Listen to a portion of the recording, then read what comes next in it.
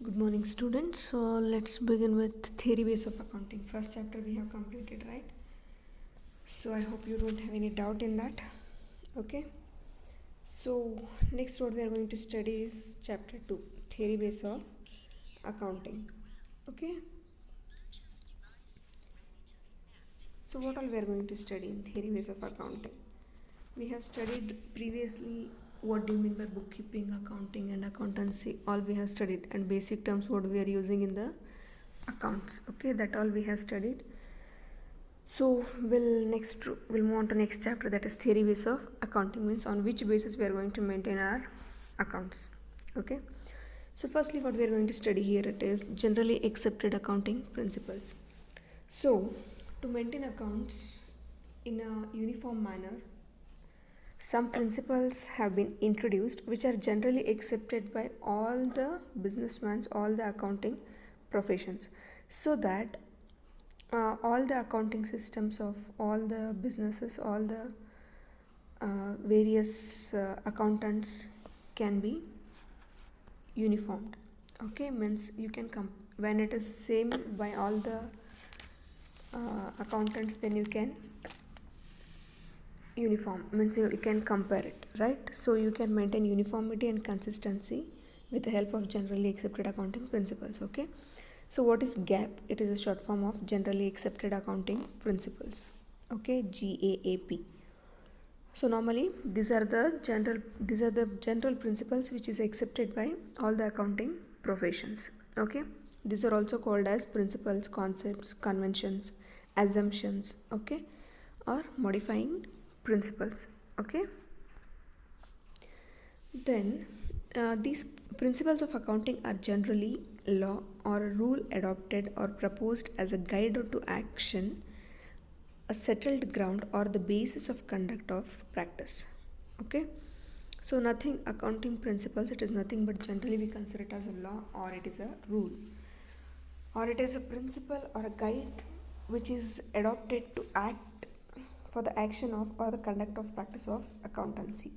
Okay, this is stated by American Institute of Certified Public Accountants. Okay, then second definition they have given, accounting principles are the rules of action or conduct adopted by accountants universally while recording accounting transactions. They are the norms or rules which are followed in treating various items of assets, liabilities, expenses and incomes.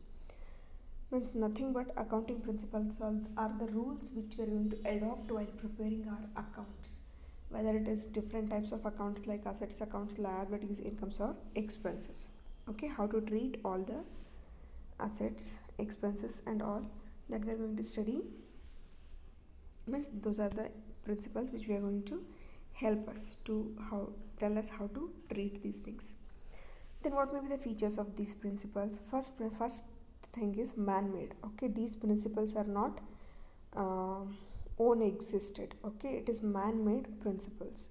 Then secondly, it is flexible, means you can exchange it, means you can modify it as per your requirement, and generally it is accepted by all the accounting professions. Then next we have meaning and nature of accounting principles. Now uh, now principles we are going to divide it into two categories. One is accounting concepts and one more it is accounting conventions. Okay, so two concepts we are having here, it is one is accounting concepts and one more it is accounting conventions. Means principles we are going to divide it into two, concepts and conventions here. So what are accounting concepts? Accounting concepts are the basic assumptions. Okay, these are the basic assumptions on which we are going to prepare our accounts, or these are the assumptions or these are the principles which are generally accepted by all the accounting professions on which we are going to, means these are the rules on which we are going to prepare our accounts or our financial statements. Okay, so mainly these are assumptions, keep it in mind. Okay, accounting concepts are the basic assumptions on which you are going to maintain your accounts. Then we have different types of accounting concepts here. First one, business entity concept, then money measurement concept, going concern concept, accounting period concept, cost concept, dual aspect concept, realization concept, then matching concept, accrual concept, object evidence concept. So let us study with account a business entity concept. Okay, So what is business entity concept? According to this principle, business is considered as a separate or it is distinct from the owner. Means business is not a owner, we consider it as, okay, business is separate from the owner, and all the business transactions we are going to record in books of accounts. So okay, so that we can show it to our owners, and to show it that it is not to the view of its owners, okay, it is to the user's purpose, not for the owner's purpose. So owners being considered separate and distinct from the business are creditors of the business to the extent of their capital, okay. As owners, they are going to invest the amount, we consider it as capital amount there, okay. So as per business entity concept, business is treated as distinct or it is a separate from its owners, it is not a ownership, okay. Then next concept we have money measurement concept, okay. So money measurement concept, what it indicates, all the accounting transactions or business transactions we are going to measure in terms of money, okay. Money measurement concept or principle states that, means on the basis of this principle we measure all the business transactions on monetary terms or in money terms, okay. Then what is going concern concept then? According to this concept, business should go on. It is not like we have started now and another 2-3 months we are going to wind up our business, okay. At least for 5 years you are going to carry on your business. That is going concern concept. Going concern means you have to move on, it has to be go on, okay. The next you have accounting period concept. Accounting period concept means compulsorily according to this concept you should follow accounting period from 1st of April to 31st of March, okay. 1 year accounting period it will be. So regularly you are going to make accounting period from 1st of April to 31st of March if you are maintaining yearly accounts, or if you are maintaining half yearly accounts, for September it will get over, again from October to March, okay, from April to September, and from again October to December, two intervals.